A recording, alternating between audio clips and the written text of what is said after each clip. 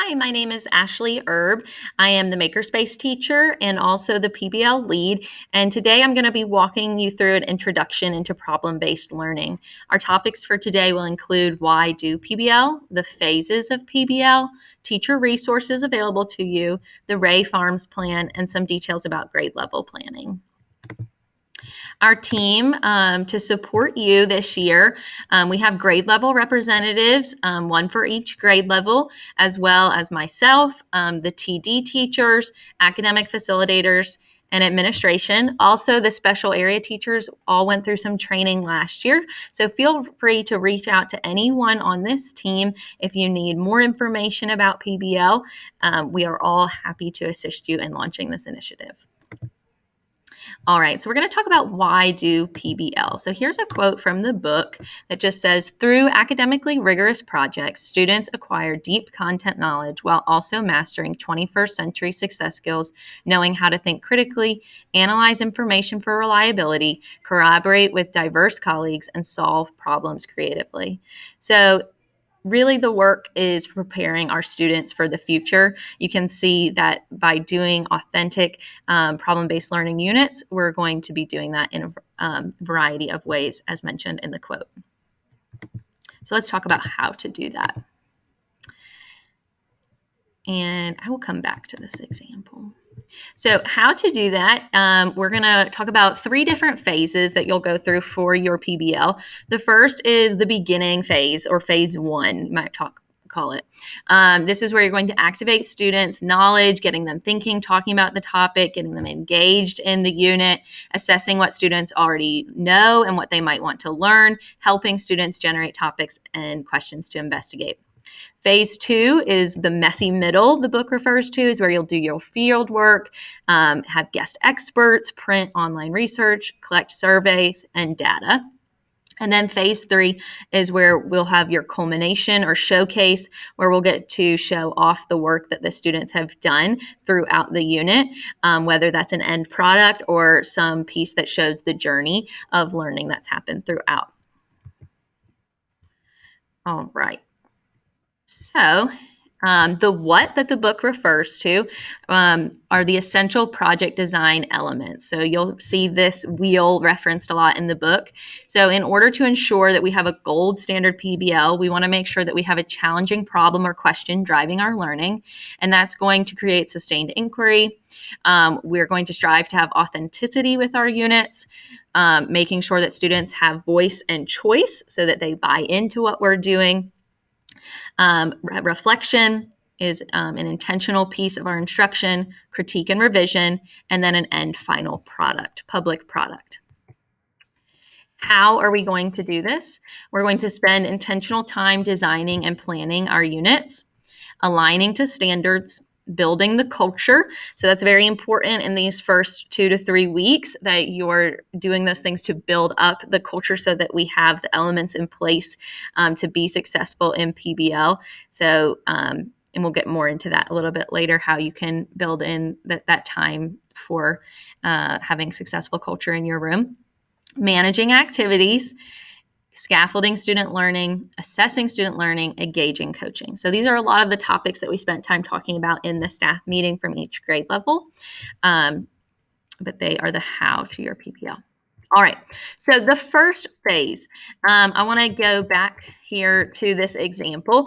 So to kind of drive my examples for this introduction, I'm going to rely on past experience doing a PBL unit around 4th grade science unit about energy.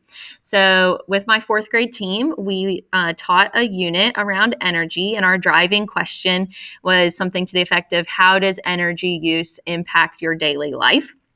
So we taught a unit, and we taught things like magnetism, circuits, electricity, etc., and building on the content knowledge all throughout. And then by the end, students had some type of product displaying with their voice and choice how energy use affected their daily life. And these 2 boys decided to make the topic of their their end product about baseball, and baseball specifically being the electricity used and the circuits. So they built stadium lights using their knowledge of circuits for a model baseball field. And then they put together an entire presentation about how stadium lights and circuits and electricity, how it all goes together.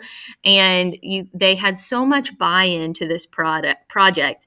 And I just love using this example because they came up with this idea all on their own, and it truly did match our driving question. It created that student inquiry, it created student voice and choice, and it was just such a fun example to watch unfold. And you can see they're very proud of their work. And if we'd had even more time, they wanted to interview people at Knight Stadium, and who knows what directions it could have taken off in. But it was a lovely example to come back to throughout this unit. So, but before we could even get to that stage, we have to start at phase 1, which is thinking about how do we even want to launch our unit, what needs to go into our planning, etc. So with your grade level, whether you met with me this summer or you're playing catch up or whatever your situation is, an important piece to think about in your planning is doing some type of backwards planning, webbing, brainstorming activity. So you can see here's an example for the energy unit. As a grade level, a team of teachers, we sat down and we put energy in the middle. And then we went through, okay, what are the standards that we have to teach? And this is very informal. It would be more ideal to have like the specific standards and whatnot. But we just brainstormed out, okay, we got to teach circuits. And these are all the subtopics of circuits. We have to teach electricity. We have to teach renewable and non-renewable energy, et cetera. And started brainstorming it all out. What careers are related to this topic? What guest experts could be related to this topic? And what trips could be related to this topic? And you can see from that brainstorming, we came up with this driving question for our unit. How does energy use impact your daily life now and in the future? And so we have kind of backwards planned what we want to do. Now, with your students, on your project wall, we would like for you to do some type of webbing or timeline with them as your unit progresses. So you can see this is a classroom webbing. This is a kindergarten PBL around horses. And it's messy, right? So as you're building your unit, you are doing the webbing with your students. They're helping you add to it. I'm sorry, it's a blurry picture. But like, for instance, as they're learning about horse care, they're adding on right then. It's not some beautiful thing that the teacher puts up all at once. It's growing and morphing as it goes. You can see that there are photographs involved as well, so that you can see the actual learning that's taken place. They've got books. You might have other resources attached. So these are just some ideas of how to demonstrate your project wall. I've also linked here the resource from PBL Works about project walls. So, sorry, let me log in here. I'll fix that link for you all, but apologize. I think I'll have to go back in and fix the link. I apologize. I'll have to fix the link. But anyway, your project wall can include webbing, or should include webbing, vocabulary, content, photographs of student work, examples of student work, documentation about the photographs and student work. And it can include things such as rubrics, calendars, additional resources for students, and many more things. So that is phase 1 of your project planning. Also, phase 1 is when you're going to want to just engage your students and get them excited about the unit. So for that horse unit with kindergarten, the teacher actually owned horses, and so she brought one of her horses to school, and you can just imagine the enthusiasm around that event towards the unit. Thinking about how you'll display student work, you might want an additional space besides your project wall to really showcase the development of the unit. So this is one way in which you could showcase student work. This is another example of phase one, just activating students' prior knowledge. This was a PBL about musical instruments. So students made different artifacts and wrote about their experience with music going into the unit, and it was displayed. So just another example. All right, the messy middle. So this is when you're going to be teaching your content and doing the field work. And then one of my favorite parts is having in those guest experts. And we have the great opportunity to have them on Zoom this year or in person. So that's a really nice benefit. So you can see this is one of our guest experts from the energy unit. We had Union Power come in and they set up this display table. And this was someone who actually goes out in the field and works on the power line. So that created a lot of enthusiasm as the table lit up and jolted, et cetera. But they also have brought in some people that worked in the office to answer questions and show multiple sides to this particular career. Something that you want to think about when you're having guest experts is coaching your guest expert. So this was another guest expert that we had for this particular unit, and she was the energy conservation program manager of Union County. So her job was to just make sure that schools were properly conserving energy. Just to make it a simplified version, she would go to each school and do inspections, which schools had blinds closed, lights off, no mini fridges in classrooms, that type of thing. And so with her, when she came, she brought spreadsheets with all the electricity bills, and the students dug into those, and they had all these questions and opinions about, why is this school's energy bill higher than this one? And that's not fair. And And then we had a group of students that wanted to create a club to making sure that our energy bill was as low as possible. But this particular expert, she didn't consider herself an expert. She'd never been asked to come in at this role. And so she was very flattered and excited, but we did have to prepare her a little bit with, these are the questions we would like for you to address. These are some things you should anticipate with our students as far as, directing them and making sure that they're being respectful and that type of thing.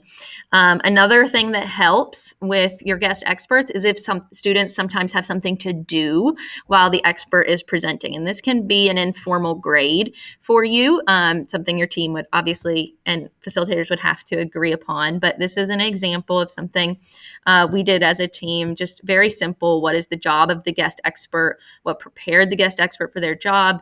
Things you've learned, what questions, wonders you have. This particular student was, I would say, a BC student, but you can see what great work she did, paying attention and engaging with the speaker. So it's a great way to boost up find strengths within your students and based on their enthusiasm for the topic, etc. All right, let's go ahead and move on. So another part of phase 2 is that messy middle. So this is a quote from the book. It says, a well-managed project allows for sometimes messy learning. So this is one of my students was building for the energy unit a car with wanting to make a motor run a car. And this work took tinkering, right? He needed time to work and build and fail, right? And failure takes time sometimes to recover from.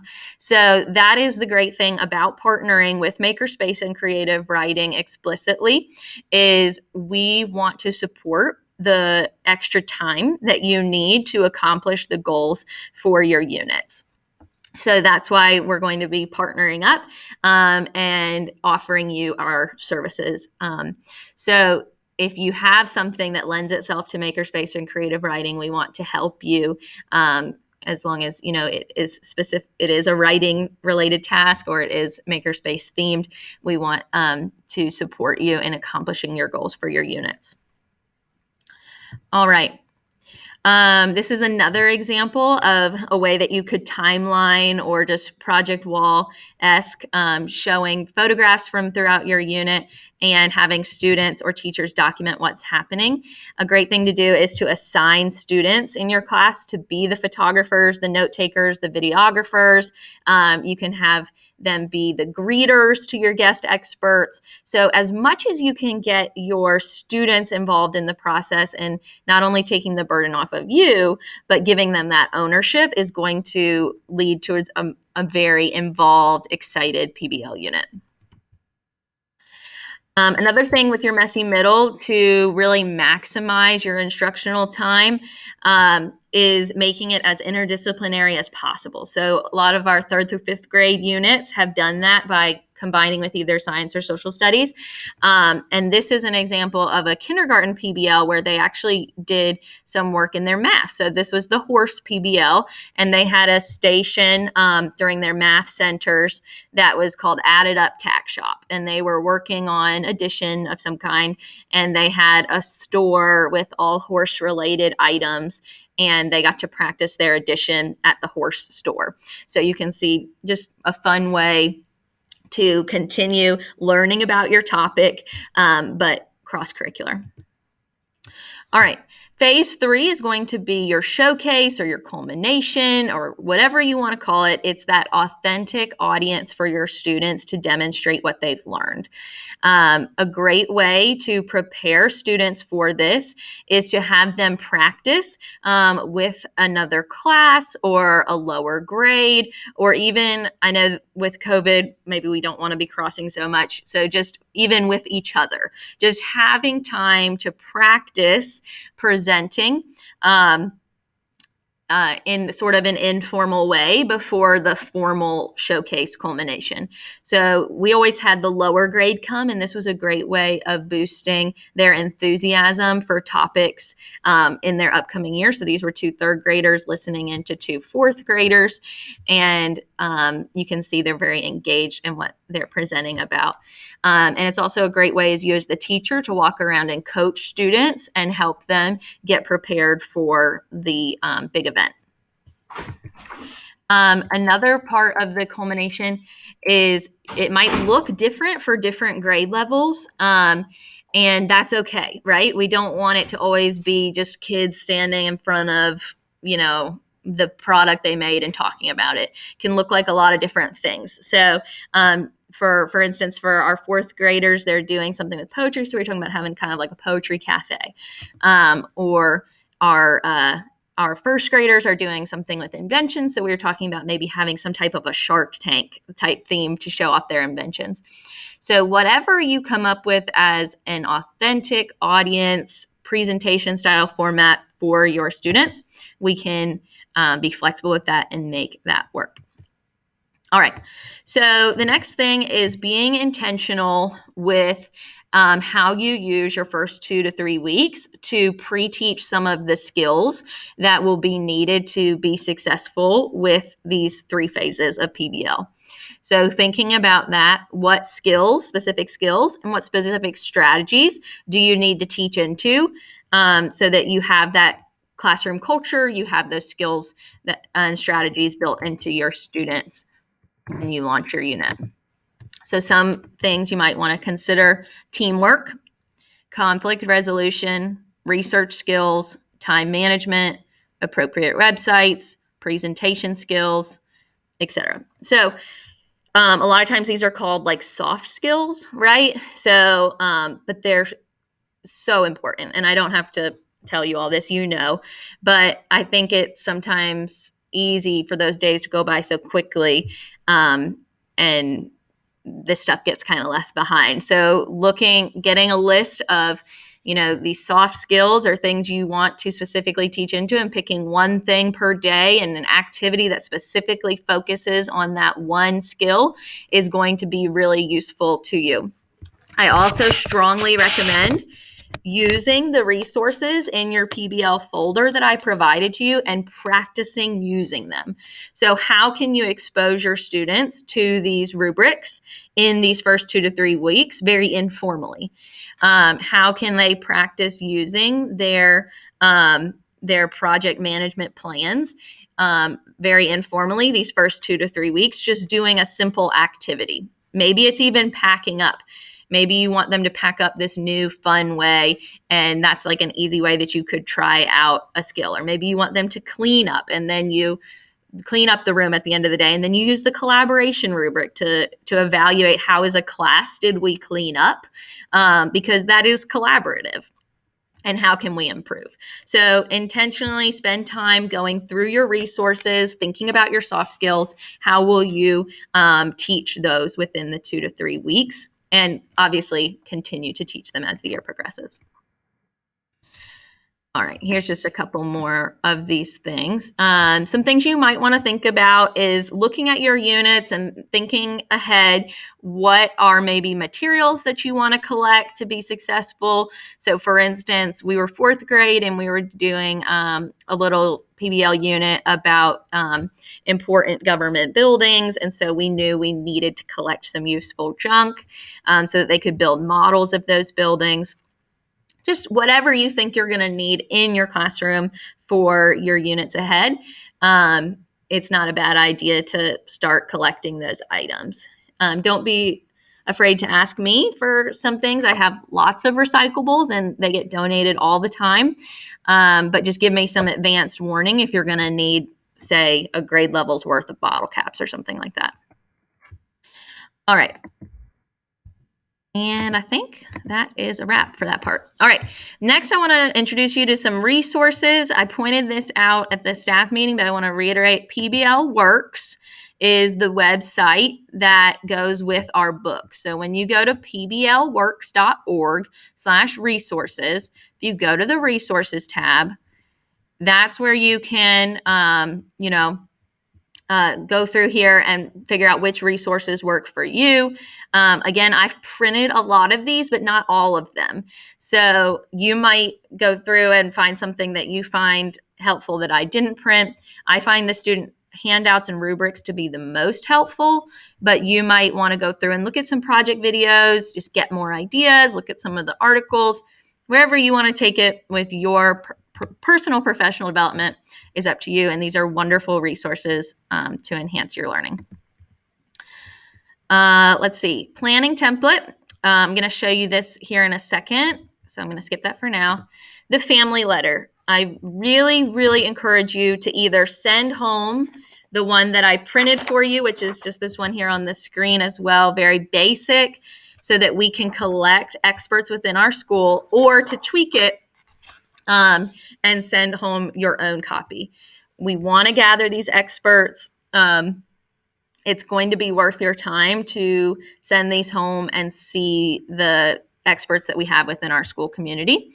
And once you have them, if you want to put them in a box in my box or drop them off in my classroom, I will type them up and get them back to you. That's fine. All right. And then I think that's good for now. All right. Keep moving. All right, the fee phases. All right, at Rea Farms, we are using the EL units. We've talked about that.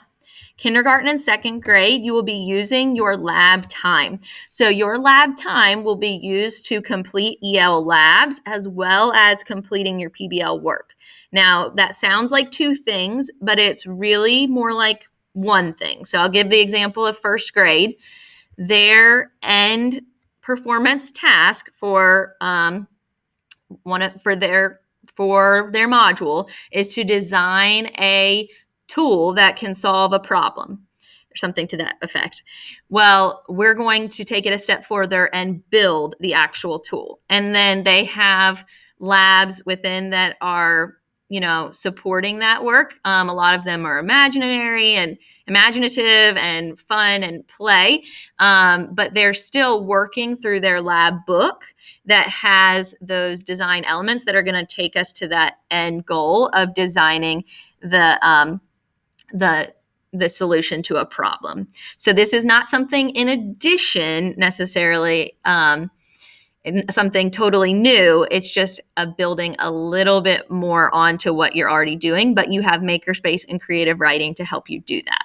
So I hope I didn't make that fuzzier than it needed to be, but I just want you to know that all of these really line up with what you're already doing in your modular time and EL time, your EL lab time. So I'm happy to explain more as needed. Okay. Third through fifth grade is going to be using a portion of your all block, which is approximately 15 to 20 minutes, can be used for accomplishing PBL work daily. Here are the units, with the exception of K through 2, are getting to choose a different unit because they repeat for their fourth quarter topics. So they're getting to choose a math or science topic for their fourth quarter. Okay, planning with the end in mind. Our first showcase is anticipated to be November 1st, and our quarter 2 planning will take place on October 6th. So it'll be here sooner than we know it. We'll already be planning for quarter 2. These are December 8th, we will plan for quarter 3, and March 9th, we will plan for quarter 4. The goal is that I will get to meet with your grade level the week of September 7th to do some daily planning to go with our big idea planning that we came up with this summer. So until that time, you can just be generating more ideas and working on building your culture and setting up your classroom procedures, etc. All right. So we have webbed and brainstormed. We've gone through our standards. We're currently gathering resources, contacting guest experts and trips if you have some in mind, and I can help you do that if you let me know who I should contact. Plan how you want to launch the project and start thinking about your rubrics and other assessment tools to go along with the project. All right. As we get into the unit, we're going to launch with your hook, right? So how are you going to get students excited about the unit? You're going to document the experience using the photo printers. There is one in the media printing area, media center. There's one in the workroom, and then there are one on the second floor and one on the third floor. In order to print, you can, there's a manual right there, but you can also take your phone and attach the cord that comes with your phone to the printer, the photo printer. And Tracy's working on getting some more photo paper to go with the printers. But that is all set up for you. You'll be working on growing your web with your class, and you'll be managing your students, checking in with them, using the project management documents provided in your folder, and staying on top of that goals and dates are being met. All right, and I'm going to stop here and go over one more document with you. This is the other document I wanted to make sure we understand how to use. This is where I'm housing everything for now. PBL Planning 21-22. Pretty easy in your drive if you get lost. If you can't find it, you can ask your PBL rep. They will have it. And if you can't get to them for whatever reason, you can email me. No problem. We have on here the slideshow that we just went through, the units. We have that chart that I made for you all, stages of PBL. So this is a great place to come if you're thinking about, okay, I don't really know how to get started. Okay. Well, when you're planning and you want to think about rubrics, this is how to think about them. And then guest experts and assessments and culture and communication. And then as you move through the levels of the process of your unit, those same categories will progress in different ways. And I give you examples and links and page numbers to assist you in that. Below that, we have what we've done with your grade level so far. So far, we've gathered resources, we've come up with a driving question, we've brainstormed, and then I've taken it one step further and put everything into a long-range planning document. Now, this might change. I just want you to be aware, but I just wanted it in something a little bit more formal than just the webbing. So this document has the standards that align with your unit, your driving question, the assessments we plan to use to assess learning throughout the unit, ideas of how we're going to engage and sustain students throughout the unit, some dates to keep in mind, and then your daily planning may or may not go here. I'm not sure. It just depends on where we get in a couple weeks and decide where you all want to house your daily PBL work, but this is an option. And then also your some other things such as how we're going to track student progress. What is the end product for the showcase going to be? How will we build that culture? Reflection practices, and then additional resources. So this is just a really comprehensive way of keeping it all in one place for your grade level. So each grade level has one of those. Second grade, we're going to do a little bit more planning this week. So that will get filled in. And then down here, this is where you're going to find your makerspace and creative writing collaboration plans. And then this is a great document. Worked on this with special areas today, where we talked about how we can support you all. So these were all the different ideas presented for example, kindergarten's first unit.